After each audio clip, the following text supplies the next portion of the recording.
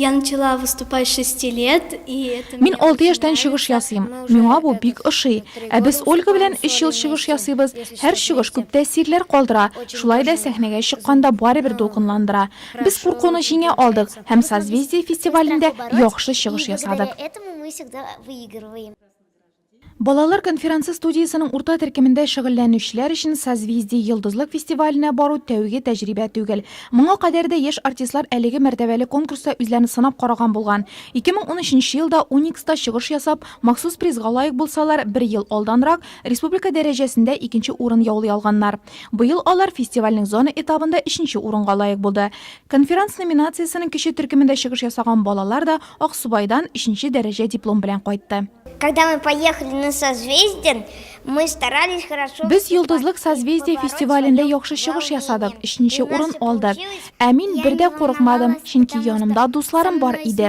Созвездие йолдызлык фестивалендә катнашу миңа бик ошый. Участвовать на созвездии мне очень-очень понравилось. Текстларны кабатлау, сәхнә осталыгын арттыру, костюмнарны барлау, хәзер кичкенә конференциялар Казан шәһәрендә чыгыш ясауга әзерләнә. 5 ел эшләп килүче балалар конференция студиясе фестивальнең 15 еллыгында бер дигән итеп чыгыш ясамакчы. Я как ребенок сама радуюсь, мне очень Мин интересно. бу конкурста үземдә баладай шатланам. Ул бик дәрәҗәле, анда күп балалар катнаша, анда эләгүе дә бик авыр. Моның өчен җитди әзерләнергә кирәк. Ул Татарстан Республикасы президенты патронажы астында үтә. Ә жюрида Мәскәү, ГИТИС, театр сәнгать режиссерлары утыра. Алар һәр чыгышыбызны җентекләп бәяли. Җиткергән хаталарны исәпкә алабыз, өйрәнәбез. Шуңа да бик кызыклы. Это участники, это режиссеры с города Москвы.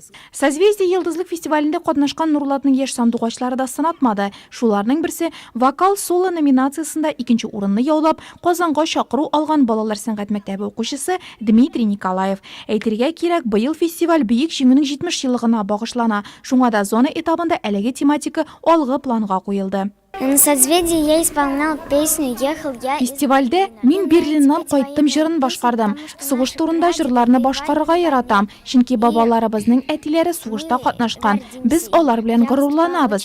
Фестивальдә күп тапкырлар һәм бик теләп катнаштым. Шул ук номинациядә Нурлат районын тәкъдим иткән Екатерина Снегурова һәм Искәндәр Гайсин да 2нче дәрәҗә дипломнарга лаек булдылар. Я занимаюсь вокалом уже с 5 лет. Мин 5 яшьтән вокал белән шөгыльләнәм. Бу фестивальдә күп тапкыр чыгыш ясадым. Бу юлы Казанга чакыру алдым.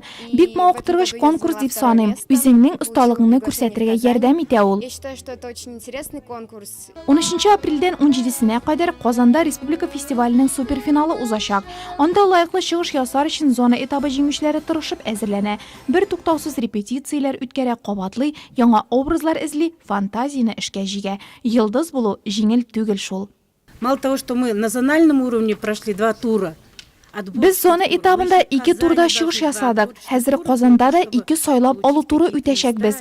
Бу без җитәкчеләр өчендә, балалар өчендә бик катлаулы конкурс. Алар дулкынланалар, ничек чыгыш ясармын дип борчылалар. Шул ук вакытта җиңүгә омтылалар. Но в то же время стремятся к своей цели.